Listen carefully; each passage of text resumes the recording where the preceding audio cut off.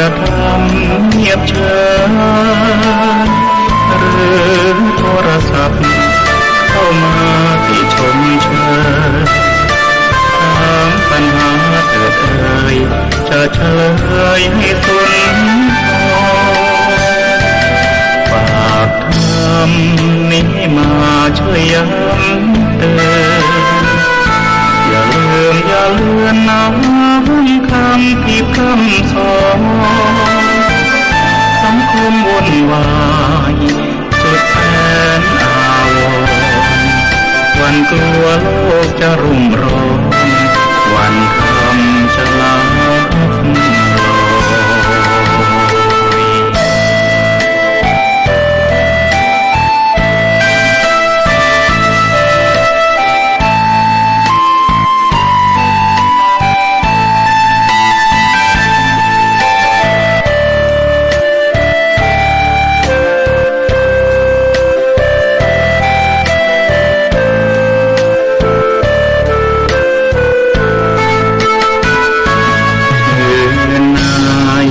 ถ้ามีเวลาว่า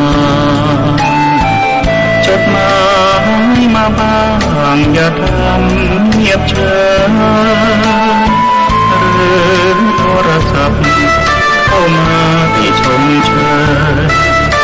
ถามปัญหาเถิดเอ่ยจะเฉล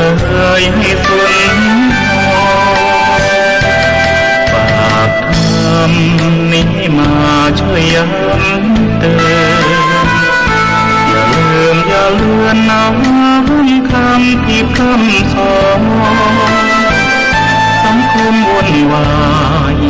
สุดแสนอาวรณ์วันกลัวโลกจะรุ่มร้อนวันคำจะลับลอย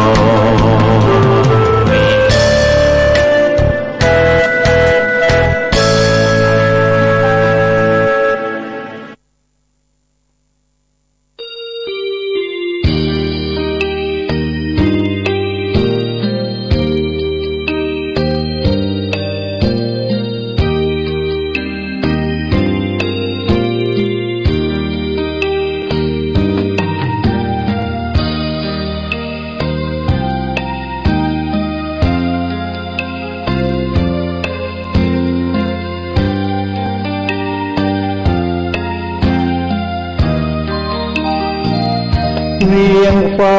เมืองบุญอุ่นไอถึงชัยประการ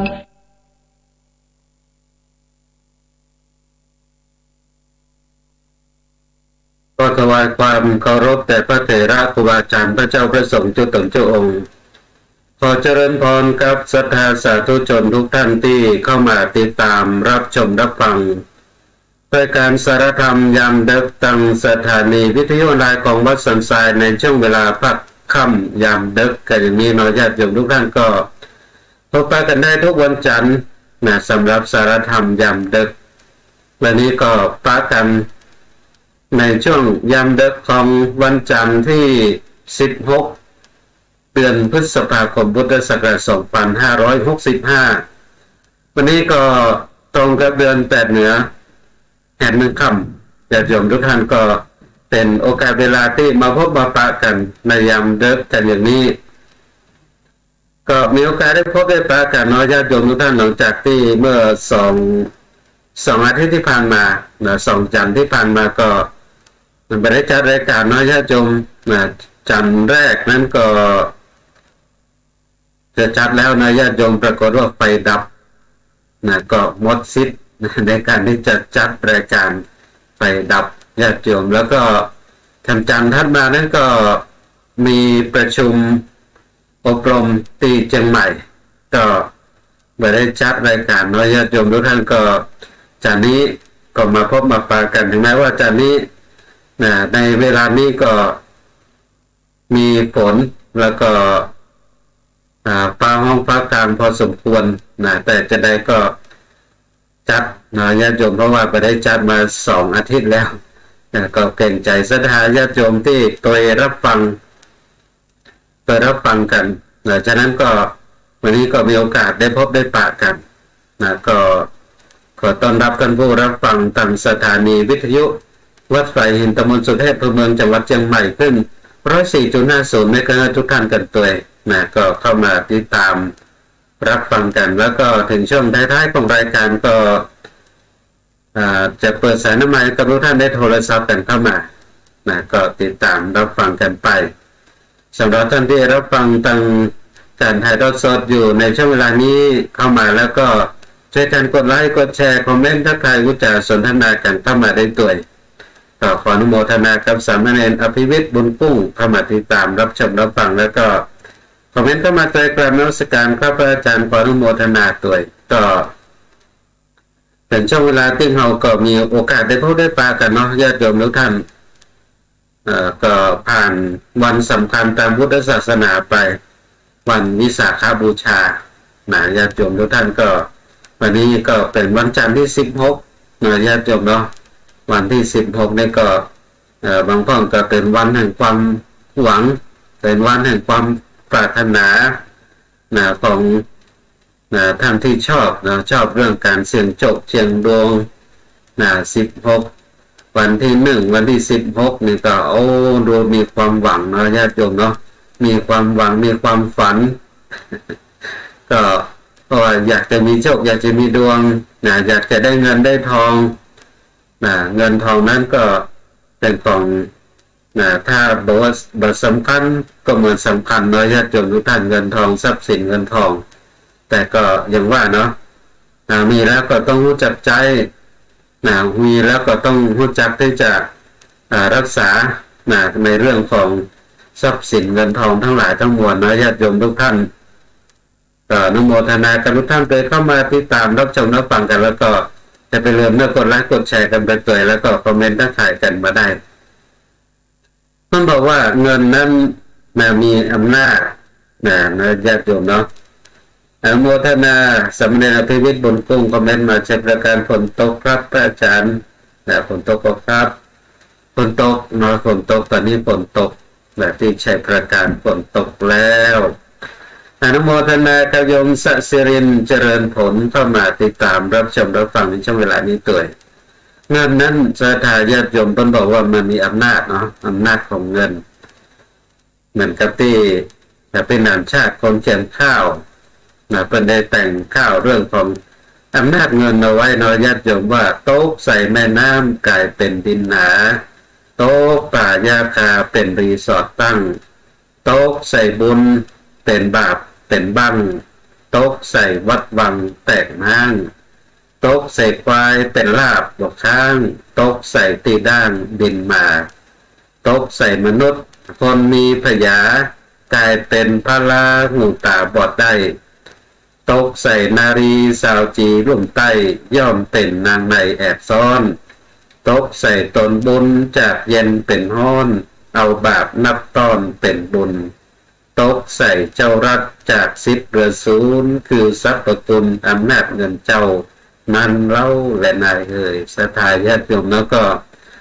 เป็นนามชาติคนเขียนข้าวมันก็ได้แต่งข้าวเอาไว้ว่าในเรื่องของอำนาจของเงิน นั้นมีอำนาจนักหนาอย่างนี้ญาติโยมทุกท่านบัณฑิตนักปราชญ์ก็แต่งเป็นคำคมเอาไว้ญาติโยมว่าเงินตกเศษเล็กก็เล็กบิ้นญาติโยมเนาะเล็กจะแข็งจะหนาจะได้ก็ตามศรัทธาญาติโยมจะแข็งจะหนาจะได้ก็ตามของเงินตกใส่เถอะญาติโยมเนาะเล็กขนาดใหญ่ขนาดไหนก็ตามมันถึงบินไปหมดด้วยอำนาจของเงินเงินนั้นมีอำนาจอย่างนี้ตกใส่เล็กก็เล็กบินถ้าตกใส่หินก็ลอยญาติโยมเนาะพอตกใส่หินนั่นหินก็ลอยธรรมดาแล้วหินนั้นมันนักญาติโยมเนาะหินมันนักหินนี่เป็นของนักเป็นมีมวลที่นักแน่นหนาแน่นฉะนั้นหินนั้นจึงเป็นของนักแต่ว่าพอเงินตกใส่หินแล้วก็ทำให้หินนั้นสามารถลอยได้นี่ญาติโยมเงินนี่ มันก็มีอำนาจแต่เนี่ยอนุโมทนากับโยมดีเจป๊อกกันดพงศ์เข้ามาติดตามรับชมรับฟังในช่วงเวลานี้ตัวเงินตกใส่ยาก็ตายเหนื่อยญาติโยมเนาะโอ้ยาอันใดที่มันอดมันบัดตายง่ายๆนะญาติโยมเนาะเอาเงินใส่เข้าไปแต่ ยานี่ตายเรียบญาติโยมนะยาตายเรียบนะถ้าเงินตกใส่แล้วนะจะเป็นจะได้ก็ถึงได้หมดนะยาชนิดใดก็ตามเนาะนะพอเงินตกใส่ได้ยาตายหมดนะญาติโยมอนุโมทนาโยมที่มีกันทิสาเข้ามาติดตามรับชมรับฟังในช่วงเวลานี้ตัวนอกจากนั้นเงินตกใส่ทรายก็สุดนะศรัทธาญาติโยมเงินตกใส่ทรายนี่ทรายก็สุดโอ้ญาติโยมทรายเนี่ยจะว่าไปแล้วนี่มันแน่นนะทรายนี่แน่นมันเป็นเม็ดน้อยๆเนาะไปรวมกันสะสมรวมกันแน่นหนาญาติโยมโอ้แต่ว่าถ้าโดนเงินตกใส่แล้วก็ที่ว่าแน่นๆมันสุดหมดนะอันนี้อำนาจเงินเสียดายญาติโยมนอกจากนั้นเงินนี่ถ้าตกใส่มนุษย์คนเฮาเป็นจะได้มนุษย์คนเฮาก็หมดคุณธรรมนะคนที่ว่าเป็นมนุษย์ที่มีจิตใจสูงเนี่ยญาติโยมเนาะเพราะว่าคำว่ามนุษย์นั้นมาจากคำว่ามนะบวกอุสยะซึ่งแปลว่าผู้มีใจสูงแต่ว่าถ้าโดนอำนาจเงินตกเขาใส่โดนอำนาจเงินเขาครอบงำไปแล้วมนุษย์ที่ว่าใจสูงนั่นก็เป็นมนุษย์ที่หมดคุณธรรมเขาก็จะหันได้ง่ายๆน้องศรัทธาญาติโยมบนโลกใบนี้ก็หันอยู่มากมายมนุษย์ถ้าหากว่าเงินตกก็ใส่แล้วก็แต่มนุษย์ก็จะหมดคุณธรรมอย่างที่ว่าเนาะคนเฮาเวลาเยอะผิดทำผิดอย่างศรัทธาญาติโยมก็มักจะได้ยินคำโอ้คำจ่าที่เปิ้นว่าเนาะว่าซอกคุกหาห้องคุกห้องขังนั้นมีไว้สำหรับขังคนตุกตอนแต่คนรวยนี่บ่ได้ขังหรือว่าอย่างเนี้ยเนาะญาติโยมก็หันกันอยู่เนาะหันกันอยู่ในสังคมมันเป็นจะได้ด้วยอำนาจของเงินอย่างเป็นอย่างก็ได้หมดแต่แปลเปลี่ยนอย่างไปได้หมดดิแต่ว่าอำนาจของเงินถ้ามันตกใส่มนุษย์แล้วถ้ามนุษย์คนนั้นมีใจบรรนักแน่นพอตกอยู่ภายใต้อำนาจของเงินซื้อเห็นแล้วก็หมดคุณธรรมมนุษย์ผู้หมดคุณธรรมแล้วก็โอ้ยากจนเนาะย่อยยับอับจนแล้วเพราะว่าจากที่จิตใจสูงก็กลายเป็นจิตใจที่ต่ำไปแล้วบัจจัยเป็นมนุษย์ผู้ใจสูงไปแล้วจะกลับกลายไปเป็นเดรัจฉานไปแล้วเป็นมนุษย์สเปโต เป็นเปรตในร่างของมนุษย์เพราะว่าถูกอำนาจของเงินเข้าครอบงำฉะนั้นนี่ญาติโยมเงินนั้นก็เป็นสิ่งที่เรียกว่าถ้าบทสำคัญก็ดูไปก็มันสำคัญญาติโยมฉะนั้นเราก็ต้องมาใกล้ควรเป็นนิจพิจารณาโนสตาญาติโยมว่าในเรื่องของเงินเงินนั้นบางทีก็ทำลายทุกสิ่งทุกอย่างเหมือนกันเนาะแม้แต่ทั้งเรื่องของพระสงฆ์องค์เจ้าและโยมเนาะที่เสียกันไปนักต่อนักกับเรื่องของเงินสตังค์เรื่องของเงินเนี่ยฉะนั้นเงินนั้นสำคัญแต่บัจจัยที่สุดของชีวิตถ้าว่าเงินบัตรสำคัญได้เขาจะว่านำละนายญาติโยมเนาะ เงินนั้นสำคัญแต่ว่ามันไม่ใช่ที่สุดของชีวิตของเราเงินนั้น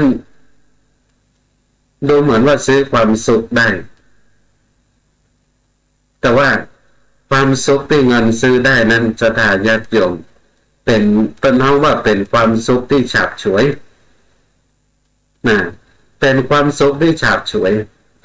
หรือถ้าจะว่าไปแล้วก็คือความสุขสุขที่เป็นห้องว่าสุขเกลียมสุขไม่เนาะมันสุขแบบแต่มันเป็นสุขเกลียมสุขไม่นะเพราะว่ามันเป็นความสุขที่ผสมกลมกลืนไปด้วยความทุกข์มันมีความทุกข์อยู่ตรงในของความสุขจากสุขที่เกิดขึ้นจากเงินที่ซื้อความสุขอย่างเช่นเราญาติโยมเขามีสตางค์ไปซื้อรถมากันหนึ่งรถใหม่ญาติโยมรถใหม่มือหนึ่งใหม่ถอดด้ามป้ายแดงเอาครับไปญาติโยมเนาะดูเหมือนจะมีความสุขแต่เวลาที่ขับไปเนาะญาติโยมเกิดว่าหอรถมันไม่เนี่ยไปทิ่มไปตำหรือไผแต่เข้ามาเบียดนะทำรถใหม่ๆของเราที่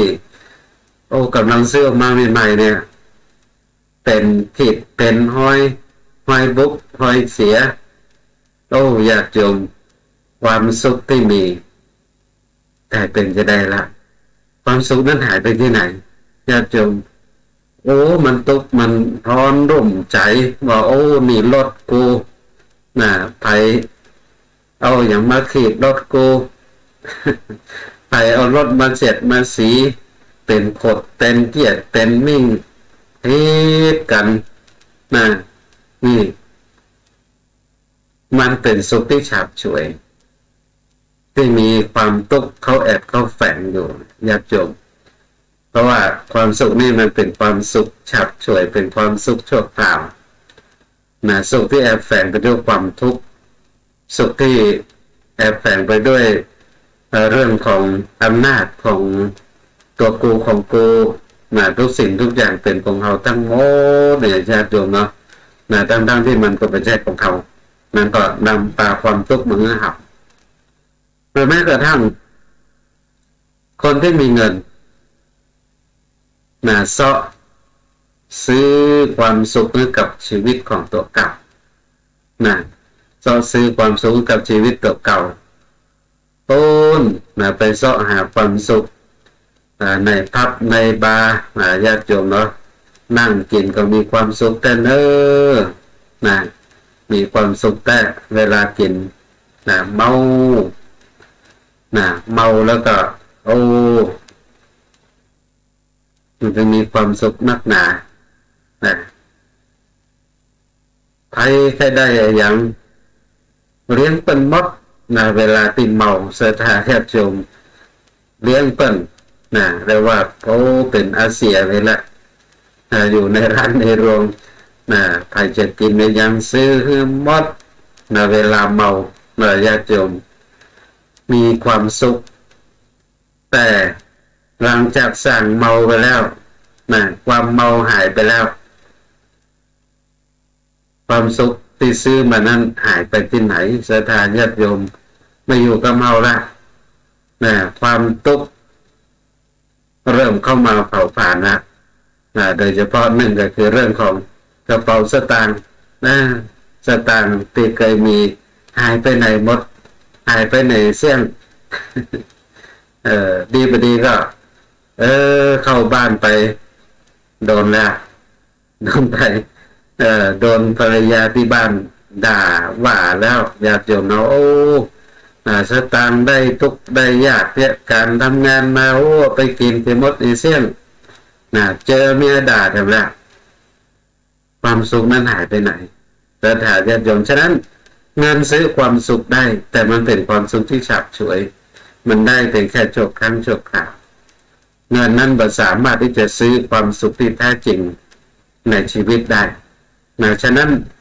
เราก็ต้องเข้าใจอย่างนี้นะว่าเงินสำคัญแต่มันบ่ใช่ที่สุดในชีวิตของเราความสุขที่แท้จริงในชีวิตของเรานั้นศรัทธาญาติโยมความสุขที่แท้จริงในชีวิตของเรานั้นคือการที่มีโอกาสได้แบ่งปันคือการที่มีโอกาสได้หยิบยื่นให้กับผู้คนที่ยังทุกข์ยังยากคนที่ยังขาดโอกาสอยู่บนโลกใบนี้โอกาสในการที่เราได้แบ่งปันโอกาสที่เราได้หยิบยื่นให้แก่ผู้คนทั้งหลายนั่นน่ะศรัทธาญาติโยมมันคือความสุขที่แท้จริงมันเป็นความสุขที่บ่มีวันที่จะหายหายความสุขที่เกิดขึ้นจากการที่เราได้มีโอกาสทำบุญสุนทานได้บริจาคได้ให้ได้หอมได้ทำบุญสุนทานมันคือความสุขที่แท้จริงสุขที่แท้จริงจะได้ศรัทธาญาติโยมก็ดังที่ได้กล่าวถึงแล้วว่าเวลาที่เราจะทำบุญครั้งหนึ่งเนี่ยเราทำบุญครั้งหนึ่งเนี่ยญาติโยมบุญที่เป็นชื่อของความสุขบุญที่เป็นชื่อของความปิติเบิกบานใจนั้นไม่ได้เกิดขึ้นแค่ครั้งเดียวแต่เกิดขึ้นหลายครั้งและเกิดขึ้นยาวนานอันดับแรกก็เริ่มต้นตั้งแต่จากที่เราเกิดตีจากหื้อตาแล้วศรัทธาญาติโยมอย่างเมื่อตะวาที่ผ่านมาเนาะศรัทธาญาติโยมเมื่อตะวาที่ผ่านมาวันวิสาขบูชาก่อนจะถึงวันวิสาขบูชาเช่นอย่างวันโกนเนาะวันโกนวันแต่งวันดาที่เราเตรียมโต๊ะแต่งดาสิ่งของเข้าเครื่องครัวของครัวตามของกินครัวตามทั้งหลายทั้งมวลเอาโต๊ะแต่งดาเตรียมอันนั้นเป็นน้องว่าปุพพเจตนาเจตนาเริ่มต้นโต๊ะแต่งดาเตรียมของกินครัวตามมีความสุขศรัทธาญาติโยมจะได้ทำบุญสุนทานตกแต่งเตรียมมีความสุขพอถึงวันถัดมาวันวิสาขบูชาเมื่อเจ้ามาล่ะได้ทำบุญตักบาตรแล้วเอาของที่เขาแต่งดาเตรียมไว้ข้าวต้มขนมห่อนึ่งของกินครัวตามทั้งหลายที่เตรียมเอาไว้ได้ใส่บาตรได้ทำบุญได้ฟังพระเจ้าพระสงฆ์เป็นอนุโมทนาฮือศีลฮือปอนญาติโยมในเวลานั้นต้องบอกว่ามุนจนะเจตนาเจตนาในเวลาที่เราได้สละฮือตามได้โยกฮือตามแล้วมุนจนะเจตนาแต่คือการได้ปลดได้ปล่อยจากความเป็นเจ้าของนั่นแหละญาติโยมเนาะเดิมทีเดียวเป็นเจ้าของสิ่งของเรานั้นแหละพอเราได้ทำบุญไปแล้วปล่อยไปแล้วไม่ใช่ของเราละได้ทำบุญแล้วมีความสุขอิ่มเอิบเบิกบานศรัทธาญาติโยมสังเกตพอแต่วันศีลวันพระนี่เอาไปวัดไปทำบุญสุนทานปิกมานี่ญาติโยมมันเป็นเบิกหิวมันอิ่มอะไรอย่างมั้งศรัทธาญาติโยมต้องสังเกตว่าถ้าเป็นวันศีลวันธรรมนี่นะมันตึมหิวมันอิ่มอิ่มแล้วเนี่ยอิ่มเอิบเบิกบานใจปีติใจที่เราได้มีโอกาสได้ทำบุญสุนทานอันนี้เรียกว่าเป็นแห่งจังหวะหนึ่งของบุญที่เกิดขึ้นในการที่เราได้ทำความสุขก็เกิดขึ้นมาแห่งระยะหนึ่งหลังจากนั้นญาติโยมเนาะไม่ใช่ว่าความสุขมันจะหมดกันแค่นั้นพอผ่านวันวิสาขบูชามาแล้วอย่างวันนี้เนาะเรามานั่งคิดถึงว่าเมื่อตะวามาได้ทำบุญสุนทานได้ทำบุญตักบาตรได้ไปฟังเทศน์ฟังธรรมได้ไปประพฤติปฏิบัติธรรมได้เวียนเทียนนึกถึงแล้วมีความสุขศรัทธาญาติโยม มีความสุขบุญเกิดขึ้นแถมแล้วความอิ่มเอิบเบิกบานเกิดขึ้นแถมแล้วความสุขก็เกิดโดยมาแถมแล้วพอผ่านไปหลายมื้อหลายวันเป็นเดือนเป็นปีเป็นหลายปีพอหวนระลึกนึกถึง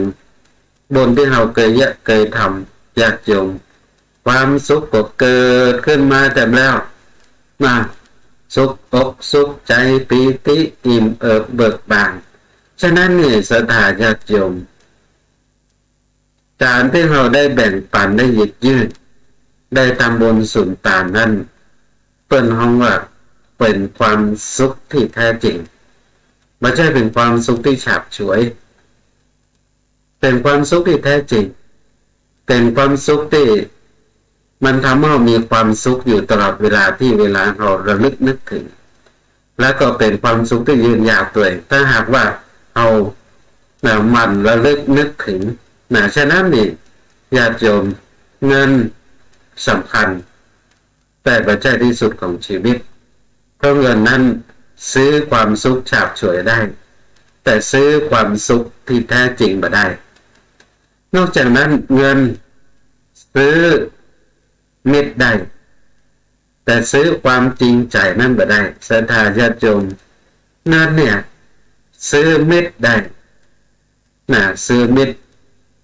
ก็คือคนที่ชิดใกล้กับเราคนที่อยู่กับเราเวลาที่เรามีเงินถึงมีพร้อมไปด้วยมิตรสหายยามมั่งมีมากมายมิตรหมายมองญาติโยมเนาะเป็นว่าไปอย่างเนี้ยยามเวลาที่เรามั่งมีไปด้วยทรัพย์สินเงินทองเนี่ยมันถึงมากมายไปนิดด้วยมิตรสหายมากมาย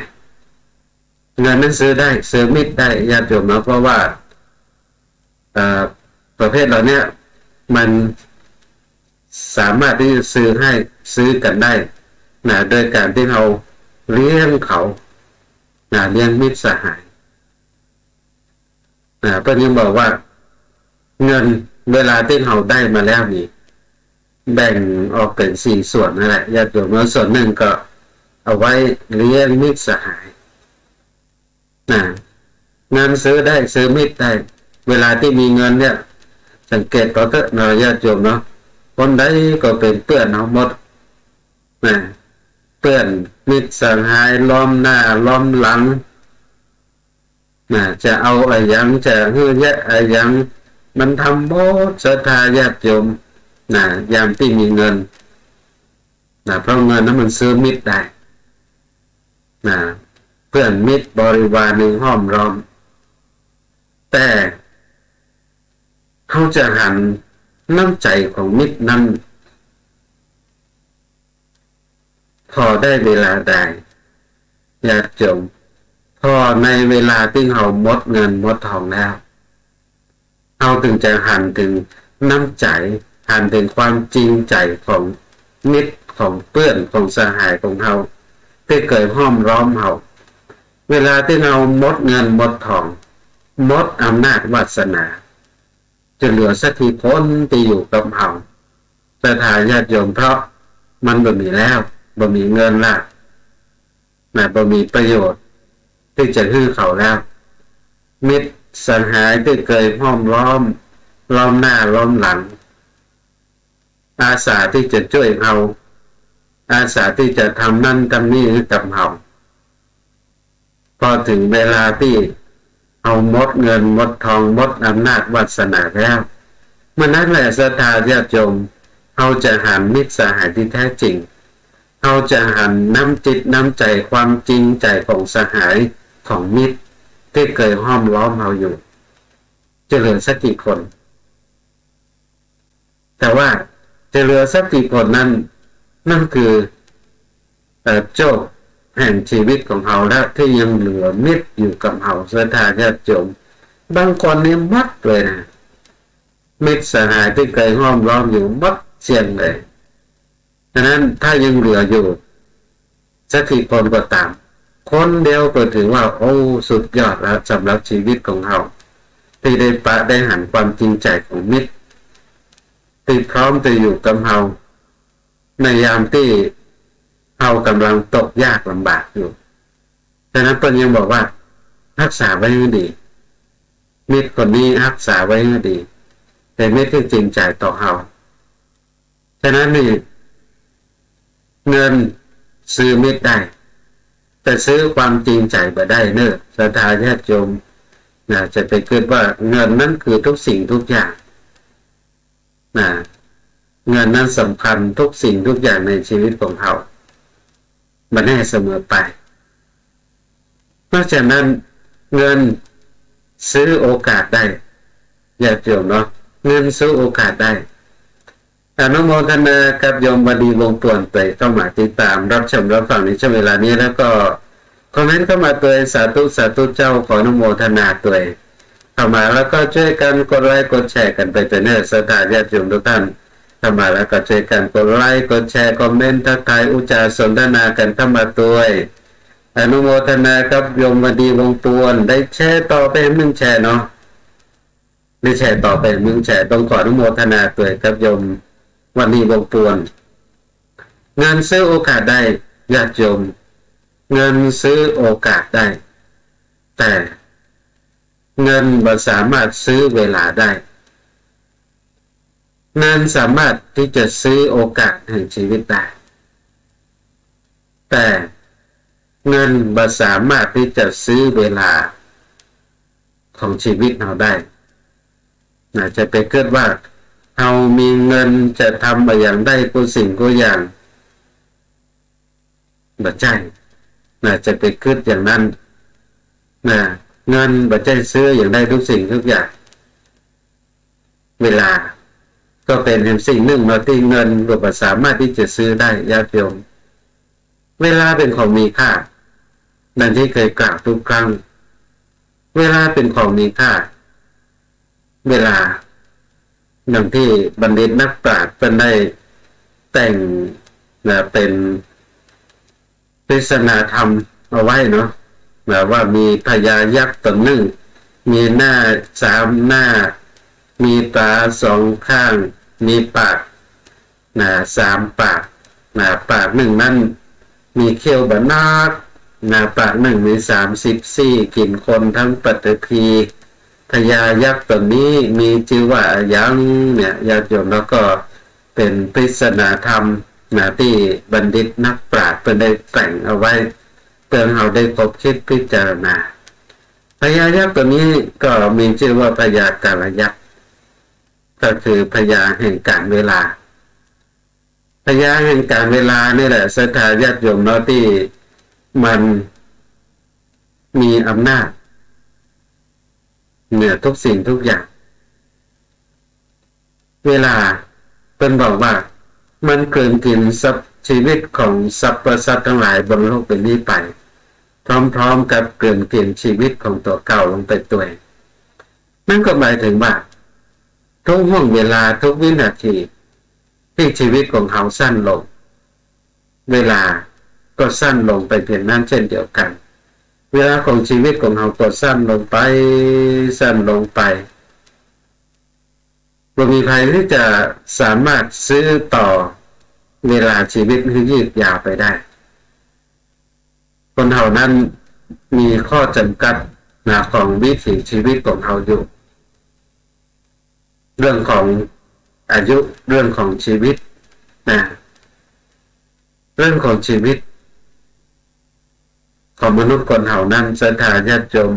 มีเวลาที่อยู่บนโลกใบนี้บ่เท่ากันมีเวลาที่อยู่บนโลกใบนี้ต่างกันบ่เท่ากันซึ่ง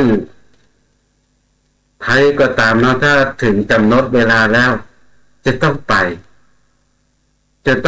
จากโลกใบนี้นั่นก็ถึงว่าหมายถึงว่าหมดเวลาที่จะอยู่บนโลกใบนี้แล้วมีเงินทองมากมายล้นพ้นประมาณจะซื้อพอต่อเวลาชีวิตให้อยู่ยืดยาวต่อไป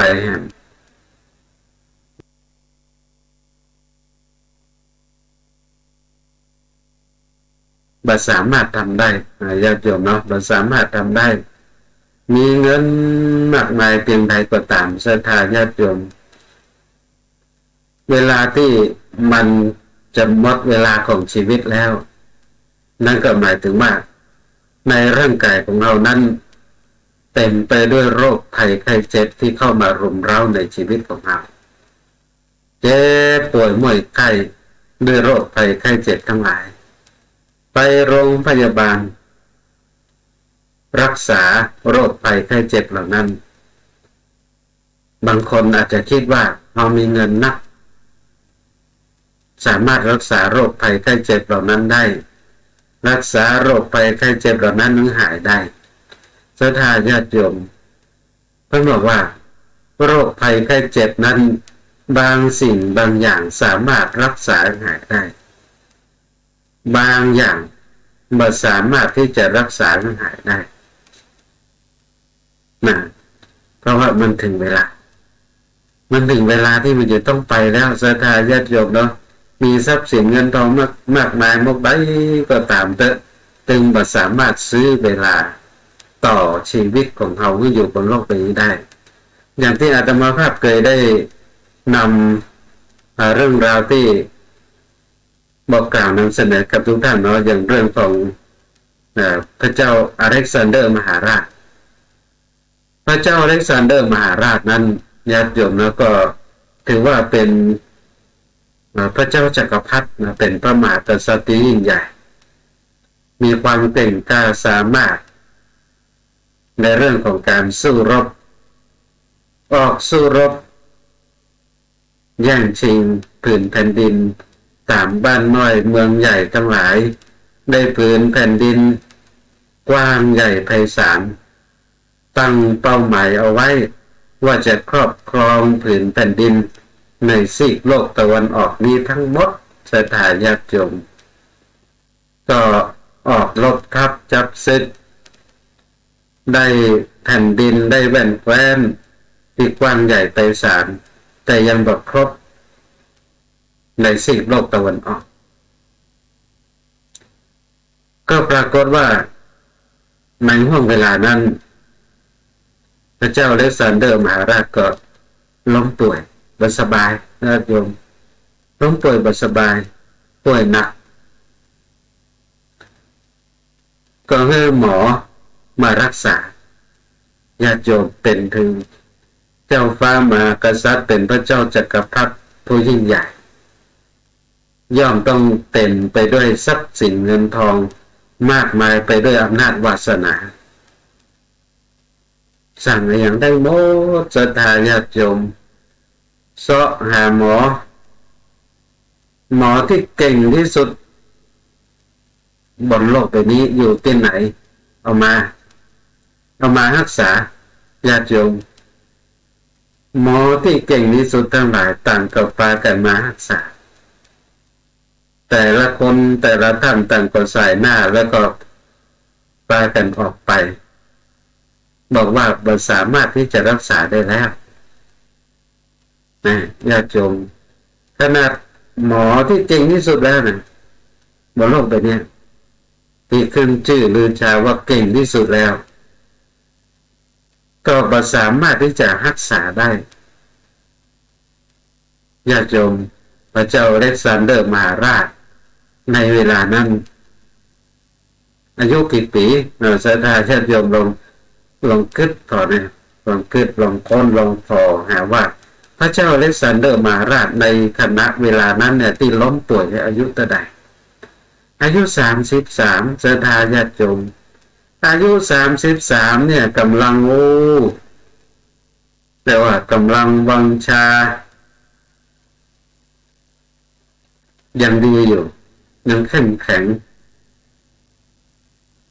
แต่ว่าต้องล้มป่วยอย่างหนักจนขนาดว่าหมอก็รักษาไม่ได้หมอที่เก่งที่สุดแล้วก็ยังรักษาไม่ได้เนาะศรัทธาญาติโยมหมอที่เก่งที่สุดก็ยังรักษาไว้ไม่ได้แต่ละคนนั้นแต่ละแล้วแต่สรรหาคนที่เก่งๆทั้งนั้นหมอที่เก่งๆทั้งนั้นขึ้นชื่อหรือชาว่าเก่งที่สุดแล้ว มารักษาต่างก็ยอมกันนะลาออกไปทีละคนทีละคนบอกว่ารักษาไปได้แล้วนะบัสามารถต่อเวลาได้ญาติโยมเนาะเวลาชีวิตถ้ามันถึงเวลาที่จะต้องไปแล้วมันถึงขีดถึงขั้นถึงกำหนดของมันแล้วมันก็จำเป็นต้องไปนะจำเป็นต้องไปบัสามารถที่จะยื้อต่อเวลาได้มีเงินมากมายมากใดก็ตามนะญาติโยมเพราะว่าพญามัจจุราชความตายนั้นซื่อตรงยุติธรรมอย่างยิ่งซื่อตรงที่สุดนะซื่อตรงที่สุดนะแล้วก็ยุติธรรมที่สุดตึงบ่เลือกหน้าเนาะตึงบ่เลือกหน้าว่าคนทุกข์คนยากคนมั่งคนมีทุกเจ้าพระนายเจ้าฟ้ามหากษัตริย์สกอยเศรษฐีตึงบ่เลือกหน้านะถ้าถึงเวลาแล้วก็ตึงเอาไปแล้วนะถึงเวลาก็ไปนะมีเงินมีทองมากมายมุกใดก็ตามขอแต่ท่านพญามัจจุราชนะก็ซื้อต่อเวลาชีวิตให้อยู่ต่อไปแหมยังไม่อยากจะไปเตื้อนะหมดโอกาสนะพญามัจจุราชเติมบาฮับสินบาทขาดสินบนอย่างสักอย่างถึงเวลาก็ต้องไปนะถึงเวลาก็ต้องไปฉะนั้นเงินซื้อโอกาสได้แต่ซื้อเวลาไปได้เนี่ยแต่ถ้าญาติโยมเนาะฉะนั้นเวลานี่เป็นของมีค่าเวลานั้นสำคัญสำหรับวิถีชีวิตของเราจะไปปล่อยเวลาให้มันล่วงไปโดยที่เราไม่ได้ควรคว้าหาที่จะสร้างคุณประโยชน์สร้างคุณสร้างค่าที่เกิดขึ้นแก่วิถีชีวิตของเราโอ้ศรัทธาญาติโยมเดี๋ยวพอเวลานี้ได้เวลาเปิดสายน้ำใบละเนอญาติโยมที่รับฟังตามการลิงก์สัญญาณไปที่สถานีวิทยุวัดไผ่หินตำบลสุเทพตัวเมืองจังหวัดเชียงใหม่ขึ้น 104.50 เมกะเฮิรตซ์ที่รับฟังอยู่ในช่วงเวลานี้จะโทรศัพท์เข้ามารู้จักสนทนากันก็โทรเข้ามาได้นะที่เบอร์โทรศัพท์0898523498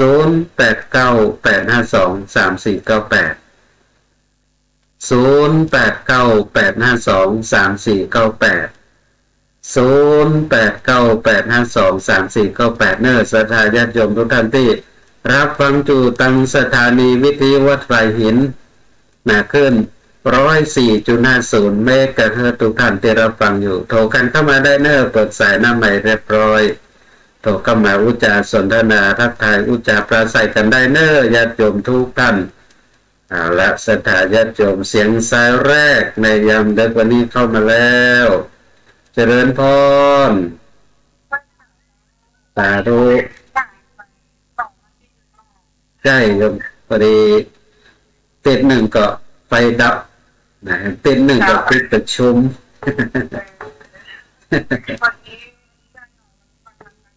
วันนี้ได้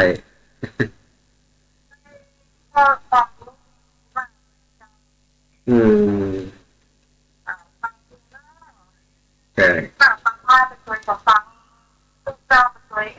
เอาดีละสาธุใช้เวลาให้เป็นประโยชน์ใช้เวลาให้เป็นประโยชน์นะใช่แล้วใช่แล้วใช่ใช่เป็นโรคประจำถิ่น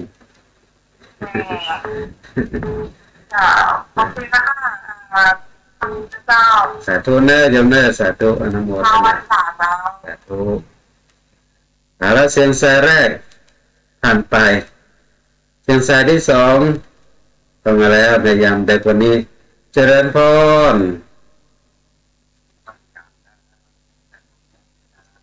โอ้แฟนพันธุ์แท้ทางวัดแม่ริมเนาะโอ้สาธุตัวเองอืมอืม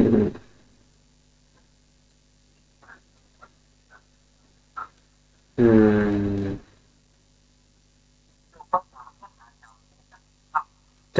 อยู่ไปอยู่ไปแบบนั้นนะเนาะถึงเวลาก็ไป อืมต้องอย่างนักหนา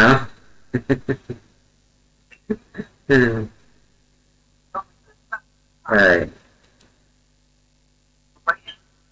จะไปเนี้ย ใช่ทุกวันจันทร์ทุกวันจันทร์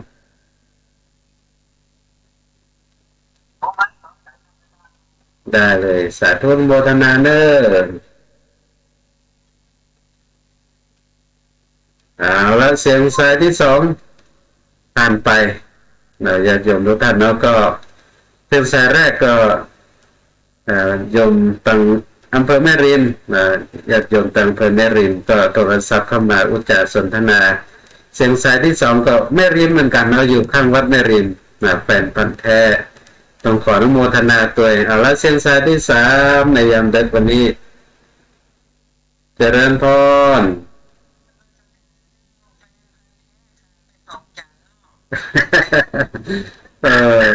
ก็แต่งกันเนี่ยอืม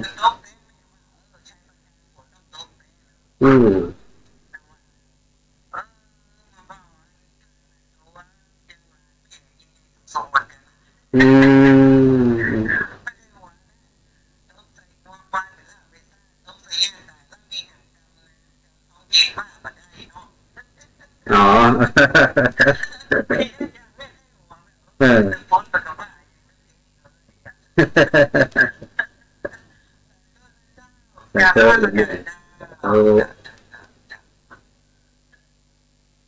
แล้วเสียงสายที่สามเสียงสายจากเจ้าแม่ตังสันทรายหลวงเป็นFC แฟนพันธุ์แท้ติดตามรับฟังทุกวันจันทร์โทรศัพท์เข้ามาอุจจาสนทนากันท่านใดจะโทรเข้ามาแอมก็โทรมาได้อยู่เนอะยังมีเวลาเด้อญาติโยมที่รับฟังอยู่ตังสถานีวิทยุวัดป่าหินตำบลสุเทพเมืองจังหวัดเชียงใหม่ขึ้น 104.50 เมกะเฮิรตซ์ที่รับฟังกันอยู่ในช่วงเวลานี้จะโทรศัพท์เข้ามาอุจจาสนทนากันก็โทรเข้ามาได้เนาะโทรเข้ามาได้โทรแจ้งผลการรับฟังได้แจ้งสภาพดินฟ้าอากาศได้ฝนตกกับบัดตกตั้งในแต่ละพื้นที่เนาะญาติโยมทุกท่านก็เป็นโอกาสได้พบได้ปะกันทุกวันจันทร์4 ทุ่มถึง 5 ทุ่มสำหรับสารธรรมยามดึกก็มาพบปะกับทุกท่านถ้าหากว่าบัดติดด้วยภาระหน้าที่การงานที่สำคัญหรือไฟดับ ถ้าไฟดับนี่ก็หมดสิทธิ์ญาติโยมเนาะไฟดับก็หมดสิทธิ์สัญญาณเน็ตบดีก็หมดสิทธิ์ ดังนั้นก็เป็นโอกาสเวลาที่เรายังมีโอกาสได้พบได้ปะกันเนาะญาติโยมทุกท่านเรายังมีเวลาเรียกว่ายังมีเวลาชีวิตของเราเหลืออยู่จะเหลือนักเหลือน้อยเหลือมากใดก็ยังบ่ฮู้จะอยู่ได้ถึงกี่วันกี่ปีกี่นาทีกี่ชั่วโมงก็ยังบ่ฮู้สำหรับเรื่องของเวลาเวลาของชีวิตของแต่ละคนบ่เท่ากันเวลาของแต่ละคนเวลาชีวิตของแต่ละคนนั้นบ่เท่ากันแต่ในเวลาชีวิตที่มันบ่เท่ากันนั้นศรัทธาญาติโยมมันก็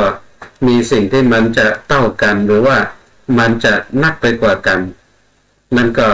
อยู่ที่ว่าเราจะใช้เวลา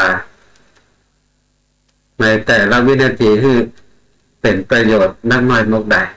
อย่างที่องค์สมเด็จพระสัมมาสัมพุทธเจ้าเราทรงตรัสกล่าวไว้ในศรัทธาญาติโยมว่าคนแม้จะมีอายุได้100 ปี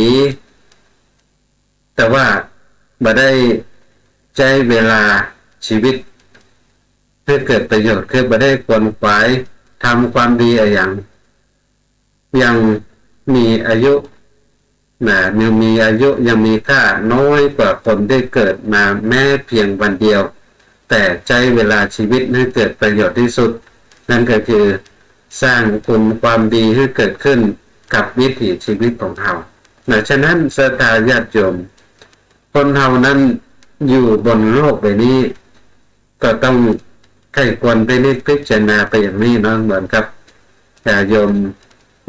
ทางวัดแม่ริมว่าก็ใช้ชีวิตไปเยอะญาติโยมเนาะมันต้องอย่างนักอย่างนาแล้วถึงเวลาก็ไปก็วางลงตรงได้ใจก็เป็นสุขเนาะศรัทธาญาติโยมเด่นร้อนควนขวายนักมากได้ก็ตามเตอะนะญาติโยมได้มามากได้ก็ตามสุดท้ายก็ตึ้งไม่ได้เอาอย่างไปตึ้งไม่ได้เอาไปทรัพย์สินเงินทองทั้งหลายที่เอาไปได้คือความดีบุญกุศลที่เราแยกเอาทำอันนั้นเนี่ยได้ไปได้แน่นอนฉะนั้นญาติโยมทุกท่านรวยแล้วทุกก็บ่เคยมีความสุขบ่เคยสงบชีวิตก็หมกมุ่นยิ่งมียิ่งโลภเหนื่อยจนลมหายใจสุดท้ายยังรู้จักคำว่าปอรวยแต่ขาดความฮักมีแต่คนหวังผลประโยชน์เอาเปรียบปอกรอบกอบโกยเงินมีมิตรมาเงินหมดเหมือนหมาตัวหนึ่งฉะนั้นจะได้ปักธงว่าเกิดมาเพื่อก้มหน้าหาแต่เงินศรัทธาญาติโยมใช้ชีวิตบนถนนของความพอดีรวยแบบหูจักปอบดิ้นรนจนตุกบ่อยากได้จนหันแค่ตัวบ่โลภจนลืมแบ่งปันเงินสำคัญแต่บ่ใจที่สุดต้องรวยล้นฟ้ามาจากไหนลมหายใจสุดท้ายก็แลกมาได้ด้วยเงินศรัทธาญาติโยมเพราะความสุดท้ายนี่น่าคิดพิจารณาญาติโยมเนาะอนุโมทนากับโยมวิภวีกล่องแก้วเข้ามาติดตามรับชมรับฟังในช่วงเวลานี้ตัวต้องเอารวยล้นฟ้ามาจากไหนก็ตามศรัทธาญาติโยมลมหายใจสุดท้าย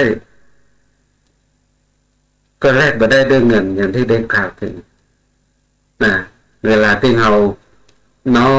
นหัวใจรวยรินหายใจรวยรินพอคนที่ล้มป่วยบ่สบายนับศรัทธาญาติโยม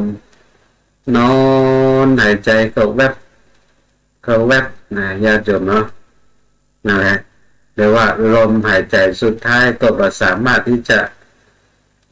แลกได้ด้วยเงินมาแลกด้วยใจนั้นสำคัญญาติโยม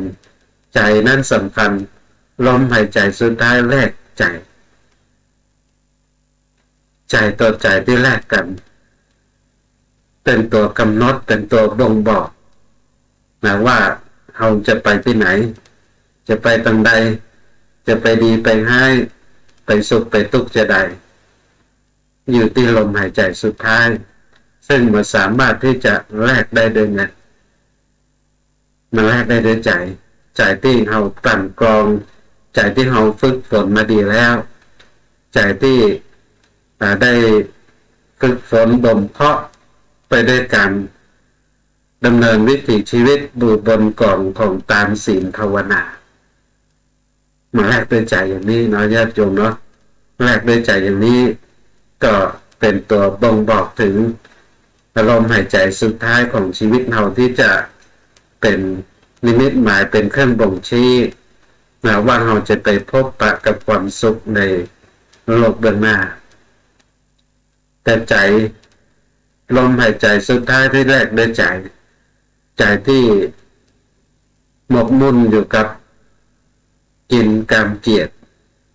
อยู่ในโลกโกรธหลงอยู่ตลอดเวลาในห่วงเวลาของชีวิตแต่ยังก็เงินก้มหน้าหาเงินอยู่ตลอดเวลาซึ่งพอถึงช่วงเวลาสุดท้ายลมหายใจสุดท้ายของชีวิตอย่างนี้บ่สามารถที่จะแลกได้ด้วยเงินใจที่ยังมัวเมามกมุ่นอยู่อย่างนั้นก็ย่อมแต่นิมิตหมายเป็นเครื่องบ่งชี้ว่าจะต้องไปปะกับความทุกข์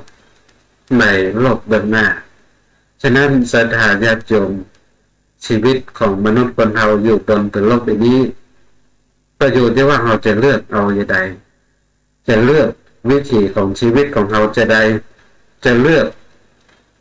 ขีดเส้นตางของชีวิตของเราจะได้ทั้งหมดทั้งมวลบริอยู่ที่ไปอยู่ที่เราอยู่ที่เราจะอยากจะสร้างอยู่ที่เราจะอยากจะทำกันเองนะคงมีใครที่จะมามีอำนาจเหนือชีวิตของเรา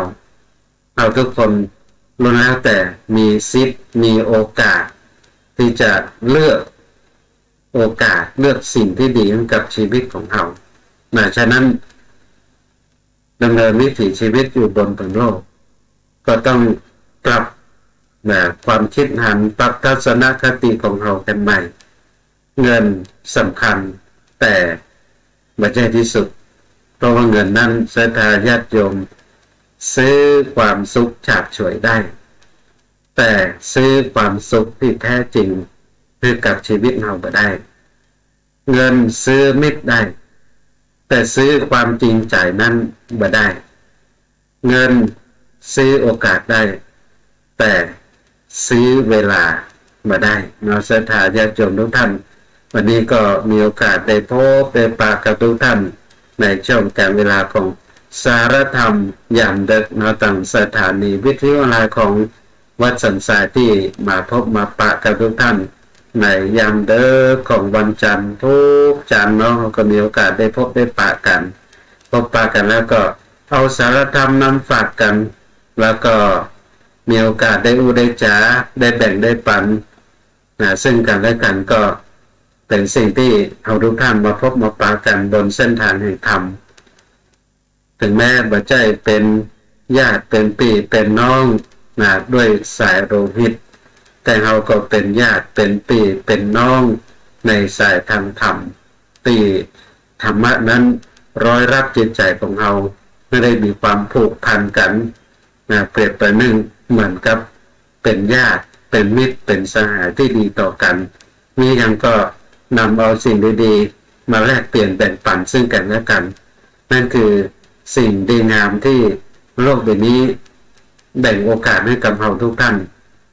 ในโอกาสที่ได้พบได้ปะกันทุกวันจันทร์ก็ต้องขออนุโมทนากับทุกท่านกันตัวที่ก็อย่างตัวที่ตามรับชมรับฟังกันถึงแม้ว่าจะมาพ่องหายไปพ่องสมเด็จก็ตั้งใจฟังจัดดีดับชัดหายไปไหนแล้ว